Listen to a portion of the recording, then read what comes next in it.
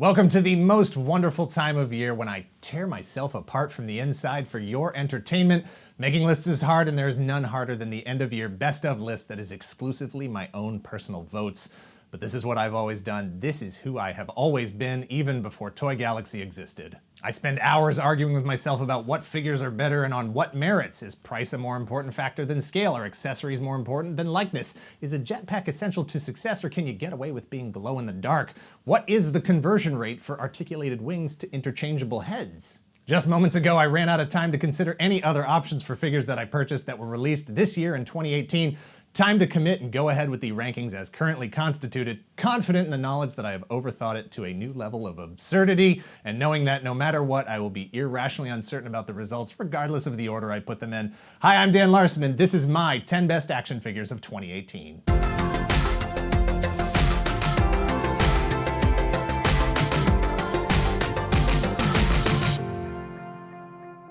Number 10 is Mattel Multiverse Signature Collection Wonder Woman. This figure is so new to my collection that producer Greg and I haven't even had time to discuss whether it merits 4 minutes or less coverage or not. What I can tell you is that it is not the best Wonder Woman figure that has ever been released. It's probably not even the best Wonder Woman figure in my collection. And the joints were so tight right out of the box that I thought they were going to tear when I first tried to move them. But Mattel did an amazing job on the likeness of Linda Carter and the overall presentation of the 1970s television character. She even comes with her Stars and Stripes cape. This is the Wonder Woman I was first introduced to long before I read any of her comics. I already own NECA Toys Christopher Reeve Superman and Michael Keaton Batman. This is the Wonder Woman I needed to complete my dream DC cinematic trinity, and that alone gets her the 10 spot for 2018. Number 9 is Hasbro Marvel Legends Walgreens exclusive Thing. Is this the best thing ever? It's not checking off everything on your want list Christmas morning, but it is a nearly perfect representation of the last remaining member of the Fantastic Four that was due for a modern update. Multiple heads and hands, chock full of chunk, everything you could have asked for in a plastic thing to add to your collection of plastic things, except for the fact that it was a Walgreens exclusive. Number 8 is Hasbro Star Wars Black Series Grand Moff Tarkin. As one of the main villains of Star Wars Episode 4, it's always felt weird to me that Kenner, for reasons, never produced a figure in the vintage line. So every time there's a new Star Wars line, I wonder if, when, Tarkin will be included. It took 5 years to make it into the 6-inch Black Series line, but the timing was right and the wait was absolutely worth it. In 2017, Hasbro started utilizing face printing technology, which allows for a much more lifelike, much more accurate likeness on what were already incredible head sculpts. As good as Black Series has been for most of its run, human-faced characters have been sometimes hit, usually miss. And since we're on the subject, there was like a 15-way tie for this spot, and I couldn't decide between most of the Black Series figures that were released this year because they are all best for lots of the same reasons. So while Tarkin is the focus of the 8th spot on the list, it's really being shared by every other Black Series figure that I picked up this year, except for the Bounty Hunters. Number 7 is Hasbro Star Wars Black Series Bounty Hunters. Hasbro absolutely assaulted collectors with the quantity of figures they released between Black Series and Marvel Legends. It forced collectors to specialize, to focus on the stuff they really want. The first 3 Bounty Hunters from the Empire Strikes Back All-Star team were added to the line within the first 2 years of Black Series existence. Then there was a 3-year gap. Then the last 3 came out within a few months of each other, like 2 weeks ago. Zuckuss, 4LOM, and Dengar, while not sold together, are sharing this spot since they are on here for the same reasons. They're 3 of the final 6 members of the 6 most important figures from one of my top 2 favorite lines. This officially means I'm almost ready to retire from action figure collecting, because what could possibly be left out there for me? Number 6 is 4 Horsemen Studios Mythic Legions Hagnon. No offense to 4 Horsemen, but I haven't been following the mythology behind their Mythic Legions. That's a me problem, and that happens because I want all of their figures, but I can't have them. The price per figure is higher than average domestic mainstream action figures, and getting them frequently requires the patience of pre-ordering, which I do not have. They are high quality, high demand pieces that look amazing and come with lots of cool weapons and accessories.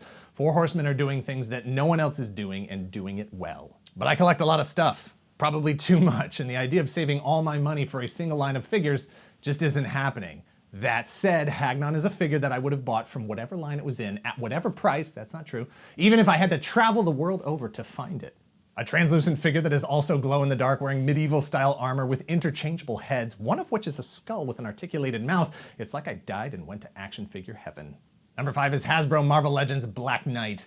For my money, the best action figures can stand on their physical merits alone, meaning that you don't have to have any prior attachment to the character or the mythology of the line that the figure is from.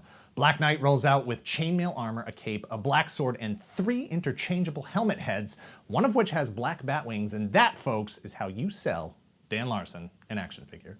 Is this guy a superhero? Sure, whatever. Is he a good guy, a bad guy? He's whatever you need him to be because he has chainmail armor, a cape, a black sword, and 3 interchangeable helmet heads. That was so funny that time. Number 4 is NECA Toys San Diego Comic-Con Teenage Mutant Ninja Turtles Movie Turtles exclusive box set. I don't usually get emotionally wound up about action figures. That's not true. It's pretty much what this show is all about. What I mean is that I don't usually overreact if I can't acquire something because, well, I don't know that much about the toy industry. I understand that there are distribution issues, pricing issues, and none of it is really intentional, and ultimately there are good, honest, hardworking people on the other end just trying to live their lives and take care of their families. That said, when I was unable to acquire NECA's San Diego Comic-Con exclusive Teenage Mutant Ninja Turtles movie box set in any of the 3 days that it was available for purchase online, I don't want to say that I was sad or angry, but I didn't eat pizza, ride my skateboard, or practice the art of invisibility for a good few weeks. Because I was disappointed. I could see how amazing the set was just from the photos, and I knew I had to have them. They were the ideal turtle set for my collection, and there was no way I was going to ever pay secondary market value for them. Fortunately, I was hooked up by a fellow collector, thanks again Ryan, with a set at regular retail price. And I was right, they are amazing, and I hope that if you were not able to acquire them, you'll be able to pick them up next year when they are released individually packaged, so you can add them to your 10 best of 2019. Number 3 is Hasbro Marvel Legends Monster Venom Wave Spider-Ham look. I know this isn't the ideal Spider-Ham figure. Hasbro absolutely cut some corners on this thing, and there's a part of me that resents that. While I am sure cost was a factor, it's hard to believe that the savings, by eliminating hips and knees, made that much of a difference, especially for a character that has never had an action figure like this before and could potentially never have another one. But I've been a Ham fan since 1984, and while I hoped and lobbied heavily on this show for a Spider-Ham figure, I never truly believed it would ever happen. It did. This year, and I'm not going to let limited posability from the waist down and unpainted web lines take even one moment of happiness away from the fact that a 6-inch scale Spider-Ham was released in my lifetime the same year he appeared in a feature film that is already getting Oscar buzz. Number 2 is Disney Toy Box Boba Fett. There is one design that goes right to the core of my action figure collection, and it's Boba Fett. Barely a character, he's really just a cool costume, and that usually makes for cool action figures. And there have been a lot of Fett action figures over the years, but none quite like this. None with this animated style and degree of articulation. This one is just plain, simple, affordable fun. All those factors combined make him utterly irresistible to me. He is an amazing little surprise from a line that I was already in love with. There were a lot of amazing figures that I was able to purchase this year, and even more that I wasn't. One figure locked up the top spot the moment I saw the photos, long before I held it in hand, and after that just kept solidifying his place at the top every day I owned it. Part man, part pterodactyl, the best action figure of 2018 is Hasbro Marvel Legends Sauron Build-A-Figure. Hasbro has been able to utilize Build-A-Figures as a stone-cold sales tool since the early 2000s, driving the purchase of an entire wave of figures, forcing collectors to recognize that the full value of each figure purchased isn't realized until the Build-A-Figure is complete. Sometimes it's worth it, sometimes it's Hitmonkey, and sometimes the Build-A-Figure itself transcends the thrill of the hunt, the activity of assembling it, and the cost associated with buying an entire wave of figures. Because sometimes you get a figure like Sauron, who is so absurdly interesting, so visually distinct, so spectacularly designed and delivered that it justifies the cost and the sales gimmick in the first place if it means that a piece like Sauron can be delivered like this for a collector named me.